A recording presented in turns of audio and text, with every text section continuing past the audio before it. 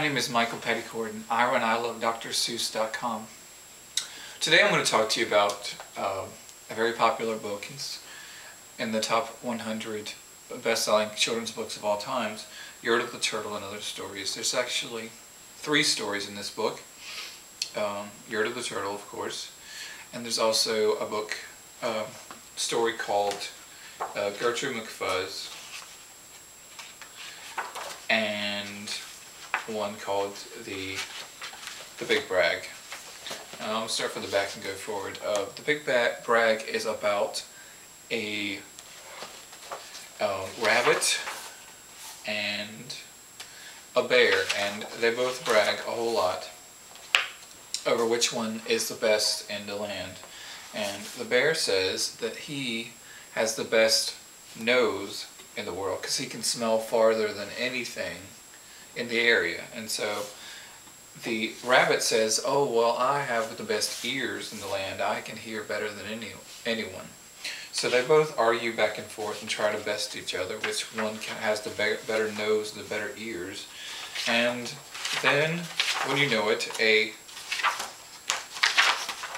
worm pops out of the ground and tells them he has the best eyes. He can see further than anything in the land, and he's going to prove it to them.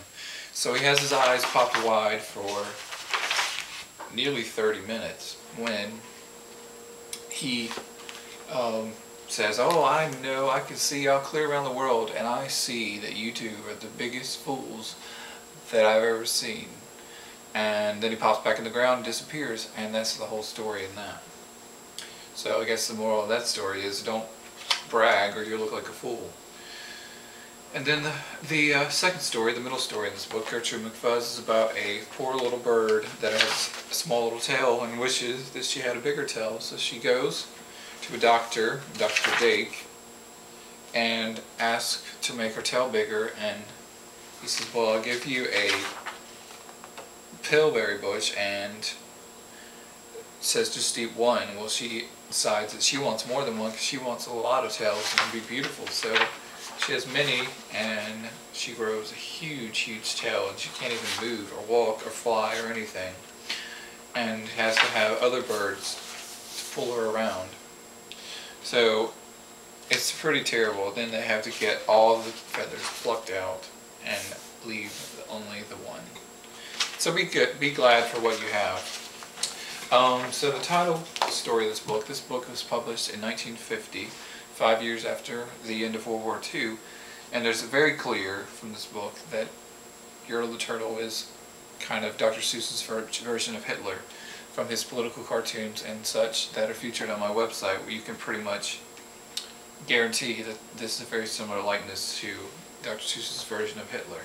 And also in this story, it's pretty clear, Yertle the Turtle wants to be able to be the ruler of all that he sees. And so what better way than to be a ruler of more land than to be able to see higher than anyone else. So he has the idea to have turtles stacked up higher and higher until he can see further and further. He can see horses, he can see cows, he can see more of the land, until he starts to see he needs to get higher and higher until, you know, they get tired and hungry, but he tells them, no, keep going higher. I need to see more of the land. And the moon is up there, and he still says, oh, that's higher than I am. I need to keep going higher. Well, in a little bit of controversy, only because kids' books shouldn't have shown burping in the 1950s, the little turtle named Mac on the bottom burps, and they all tumble down, and he ends up in the mud along with all the rest of the turtles. And turtles should be free. And that's kind of the story behind that, showing that the rise to power of Hitler, or just about any leader that's got power hungry. And just goes to show, don't try to do that or you'll end up falling just like Yertle did. Pretty good lesson. So it's a really good book. It's very old. It's almost 60 years old. And so it's a very interesting book. It shows a lot of history of America and things. And it also shows a little bit more about the mind of Dr. Seuss. So if you haven't read this book, I definitely think you should check it out. So go to the library and check it out.